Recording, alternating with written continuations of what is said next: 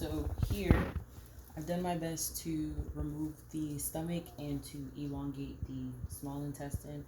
I wasn't able to get the entire long intestine because of the fact that it is also connected to the rectum.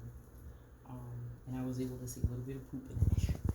But here is the stomach, this sac right here.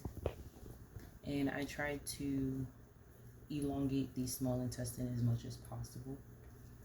They are still intertwined, but you can also see the mesentery that's connected to it as well.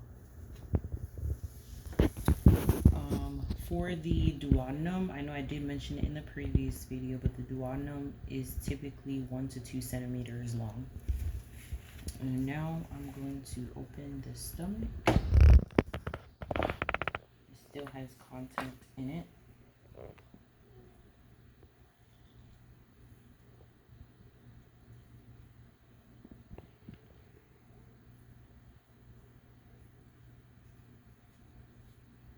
I'm just feeling it. This is the pyloric sphincter that goes to the duodenum.